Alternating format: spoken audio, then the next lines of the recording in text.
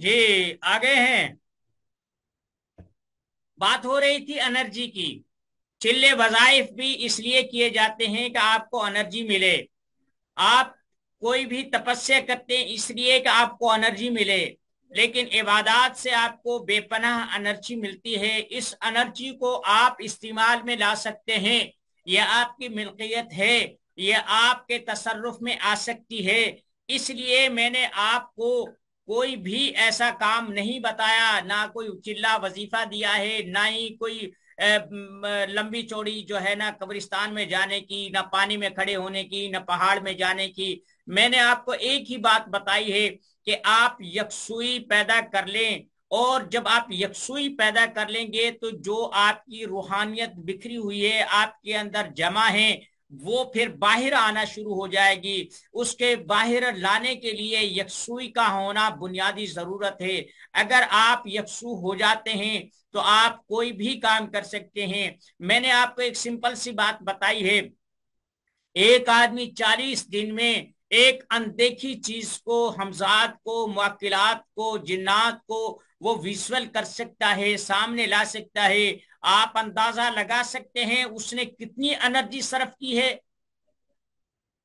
एक अनदेखी चीज को उसने मुजस्सम कर दिया है। आप अंदाजा लगा सकते हैं उसकी कितनी एनर्जी सरफ हुई है। लेकिन हम तो सिर्फ पढ़ाई चाहिए ना, हमें तो तस्वीरें चाहिए, हमें तो नक्श चाहिए, हमें तो ये चीज चाहिए। हमें इसका पता नहीं है कि हम अपनी एनर्जी को देखें। एक वही नक्श है, वही किताब है, वही कलम है, वही कागज है। आप लिखते हैं तो वो ताबीज बनता है। एक आम आदमी लिखता है, उसका असर नहीं होता। यार, कौन सी ऐसी कामत आ गई है? कलम भी वही, कागज भी वही, किताब भी वही, हरूफ भी वही। आप लिखते हैं वो ताबीज बनता है, आम आदमी लिखता है उसका असर नहीं होता। भाई, वही तवज्जो है। आमिल ये समझता है कि अगर मैं ये करूंगा तो ऐसा होगा। आम आदमी समझता है अगर मैं करूंगा तो नहीं होगा। उसका नहीं होता, आपका होता है। यही तो बारीक फर्क है।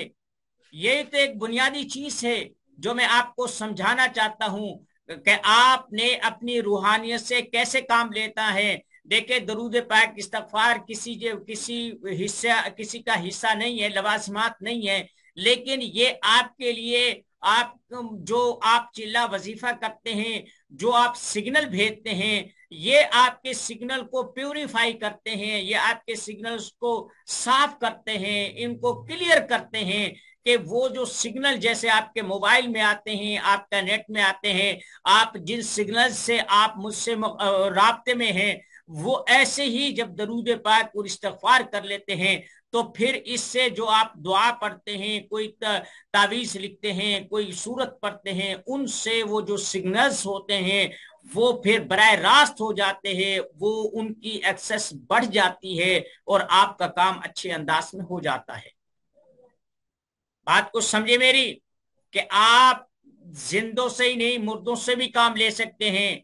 आप अपने कर्जे के बारे में कह सकते हैं, आप रिश्ते के बारे में कह सकते हैं, आप किसी की सुलह करवा सकते हैं। अगर वो नहीं मानता, तन्हाई में बैठ के मुजस्सम करके उससे जूते लगाएं, उसे थप्पड़ मारें, उसकी ज्यादा बोलता है जबान पर कील ठोक दें, उसके दिमाग पर कील ठोक दें, उसके आज़ा पर कील ठोक दें। आप उसे कुछ भी कर सकते हैं, यह आपका इख्तियार है। लेकिन आप अपनी ताकत को गलत इस्तेमाल मत करें। मैं ये नहीं कहता कि वो नहीं होगी, लेकिन मसला ये है कि उसका जो रद्द अमल होगा, मजलूम के सामने, मजलूम के साथ रब की ताकत होती है। मजलूम वो खा मुसलमान हो खा ना हो, लेकिन अगर वो मजलूम है और आप बावजूद जानने के कि ये आदमी मजलूम है, आप उसके साथ धक्का करते हैं, ज्यादती करते हैं, तो फिर याद रखें कि उसके साथ रब है। रब के सामने तुम्हारी नहीं चलेगी।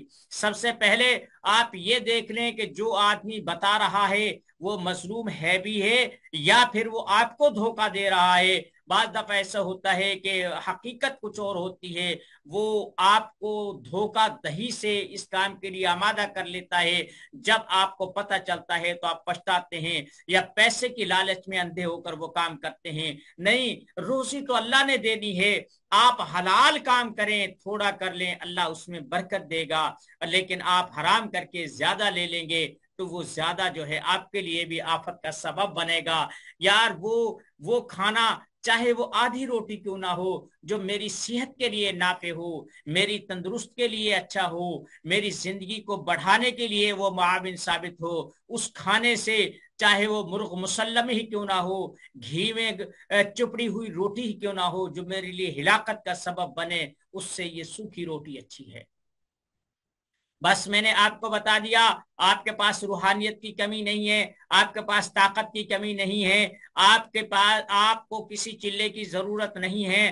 ہاں، صرف اتنا کریں کہ اسے استعمال کرنا سیکھ لیں، اسے استعمال کرنا سیکھ لیں، بھلائی کے لیے استعمال کریں۔ اگر آپ بھلائی کے لیے کریں گے، جو آپ کو سکون اور راحت نصیب ہوگی، آپ کو جو اطمینان نصیب ہوگا، وہ اپنا عوض خود ہے۔ اگر کوئی چیز نہ بھی دے، اگر آپ نے کسی کے ساتھ نیکی کی ہے، آپ صلے کے طور پر مت کریں۔ نیکی کا بدلہ یہ کیا کم ہے کہ تمہیں نیکی کی توفیق مل گئی؟ بس یہ آج کا درس میں یہیں پہ ختم کرتا ہوں۔ کوئی بھی سوال ہو، کوئی بھی کچھ ہو، آپ ان چیزوں کو استعمال کریں۔